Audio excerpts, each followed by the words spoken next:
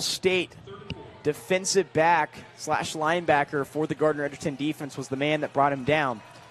2 runs from Reeves on the first 2 downs. We'll see if they go to that again.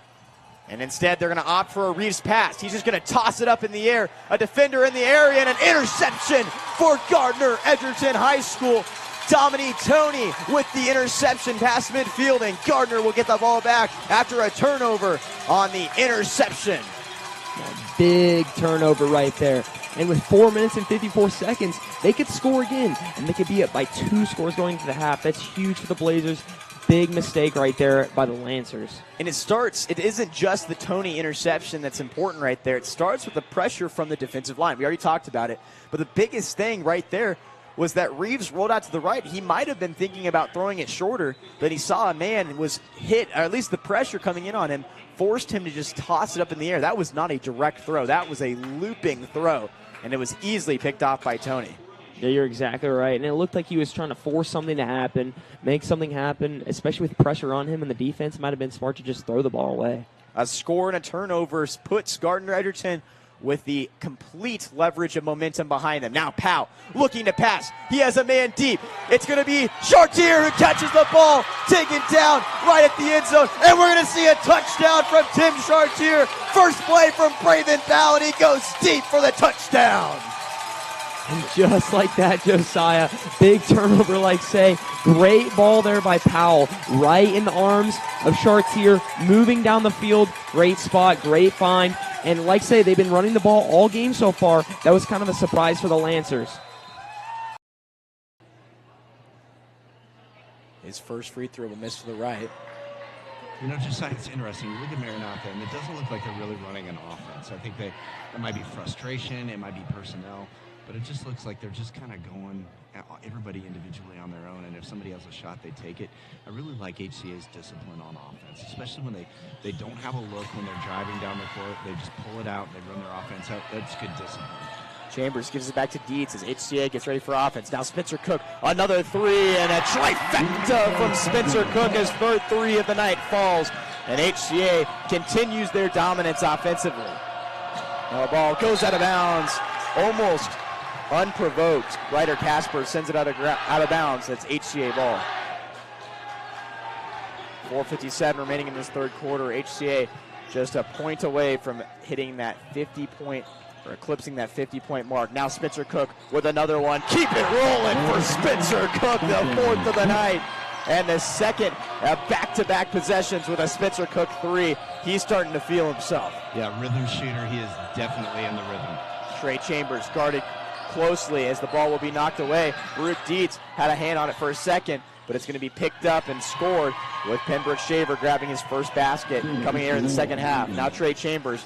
Who is he looking for as Baruch Dietz now gives it back to Trey Chambers. Corner 3 misses. Spencer Cook hits the ground hard, able to get up by himself. Now it's a 5-on-4 for the Eagles. Auden Schmale thinks about a 3 instead, hands it off to Schrader. Long 3 misses, and Baruch Dietz tries to grab it. He was held from behind, but they're going to call it MCA ball. Yeah, I think they called a foul here. You know what's interesting in a game like this, as an official, when there's such a distance in the margin, a lot of times you have a tendency to swallow the whistle. They didn't there, but I think it'll be interesting to watch the next few minutes of this third quarter to just see if they end up swallowing their whistle because of the distance of between the two teams. 52-22, 30-point lead for the Chargers. Inbounds pass will come from number 15, Brock Nelson, the junior from Maranatha, right under the basket. He's looking for the bounce pass, and he'll get it to Schrader. Schrader immediately double team, still able to go up over Miles Burley and grab his second basket of the second half. Yeah, you got Chambers on Schrader, definitely a size mismatch there. Dietz to the lane, kicks it out. Can he do it again? Yes, he can! Spencer Cook on absolute fire right now from the three-point line. Going the other way, Maranatha. A 3 coming from Shaver. That rims out. Rebound off the backboard, and it's good for Luke Schrader. He's on a roll right now, but nobody's on more of a roll than Spencer Cook as Baruch Dietz will float it in and out of the basket. And it's going to be MCA ball after finally getting a basket without a possession without a Spencer Cook 3. Now going up. Basket misses. Cook with the rebound. Trey Chambers got Schrader to beat. He waits patiently, gets the basket. Chambers with all the maturity in the world, even though he is a freshman. That's exactly the word that I was thinking of. That was such a mature finish right there. Daniel Dean loses the ball for a moment, picks it back up. Trey Chambers steals it away, but it ends up in the hands of Auden Schmale. Schmale floats it underneath, and a great dish there to Brock Nelson as he floated it under. And it's going to be his first bucket. Trey Chambers, bounce pass, kicked away, but Baruch Dietz saves it right before it goes out of bounds. Now to Declan Schaaf at the free throw line. Spins around, and an offensive foul will be called as Schrader hits the ground. And that's going to be on Declan Schaaf, who flew into him on the spin move. You know what's interesting there is we talked about this in the first quarter that Schrader was getting frustrated. He was almost flopping a couple times. That was clearly a flop. It's going to be Owen Schmale, who picks up his dribble early. Trey Chambers now like, I'll grab it, and Miles Burley will come in, pick it off, bounce pass underneath, Baruch Dietz off the glass, it's good. Great What a sequence. Selfless play right there by Burley. I love seeing that. MCA going to their way. It's going to be a missed bucket for Pembroke Shaver. Baruch Dietz got one man to beat. It's Dean. He goes with the left hand, throws it up. No good. Offensive rebound. Also no good from Miles Burley as he tried to go back up. And Spencer Cook's going to grab the steal, just put his hands in the air, and it ended up in his basket.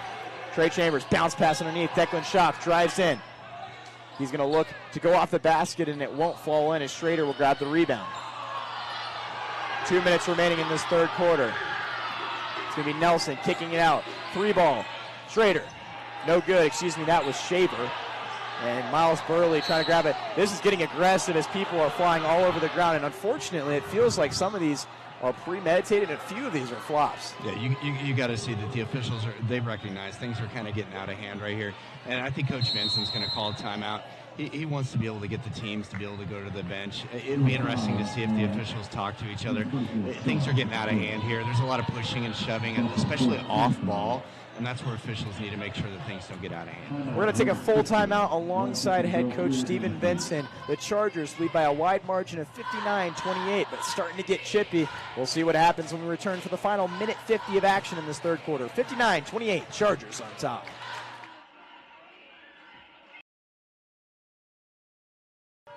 Again, the freshman sends it over. Too much on that one, maybe just enough to mess her up there, and it's going to be a 10-point deficit for the Chargers as Kelly, who just came in, will attempt a couple serves here, sitting at only 9. Donning the number 4, sends it over right through the middle, and that's going to be a huge ace there for Maddie Kelly. Is it a sign of what's to come? She's grinning from ear to ear after that ace, but puts back on a serious face as she tries to send it over. It's going to tap, and another ace for Maddie Kelly, back to back, and she's excited as now they're 11-point total for the Chargers. As we hadn't seen many aces in those first two sets, we see back-to-back here, going for the trifecta outside. She seems to be doing a great job out there, Josiah. She's having a great time as well. You love to see it. Sent back over. Now Whitlow. The attempted spike is blocked right down. The combination of Abby Nash and Elizabeth Gilmore sends it right back, spinning it to the left side. Kick will go to 19 instead. That is Triban from the 10-yard line. He'll cut on the right. In the middle of the hash marks, he'll cut through a couple more defenders.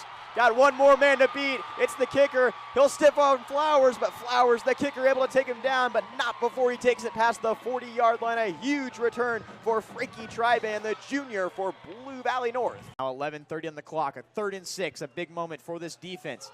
Powell's going to take it himself. Now pitch on the outside, Schwame. Going to break through from the defenders. Stiff arms a man to the ground. Has it at the 50. Now the 40. Bring it away. Has one blocker. And he's going to take it all the way. Border Schwame all the way. Bringing this score up to 2 touchdowns. And what a play for Schwame, who sent a man to the ground and takes the whole team with him for the touchdown. He's got Frankie Triban next to him. On his left, that's who he'll hand it off to. Triban with some room. He'll cut to the left. He's got one man to beat, and he's going to break away at the 30. Now at the 20, trying to dive for the end zone, and he will. Touchdown for Frankie Triban, the 2 biggest plays of the night. And right away responds is Blue Valley North. Frankie Triban breaking off for a massive touchdown.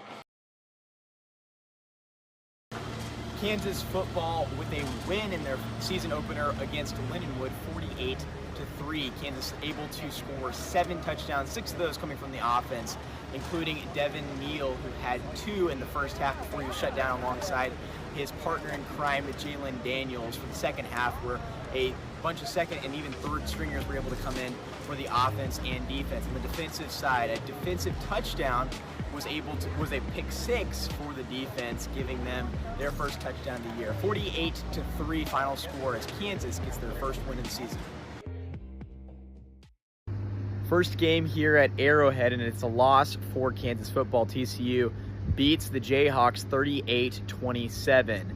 An attendance of over 40,000 people would have been around a sellout at David Booth Memorial, but the game was here at Arrowhead, and a late interception by Jalen Daniels was the only turnover for the Kansas offense. However, they really struggled. This is one of their biggest punting games of the year. TCU able to take advantage and take a win. Kansas football now with 4 losses, 1-4, looking for their second dub on the season. They'll prepare for Arizona State and then have a bye week after that and just try to get things back on the rails.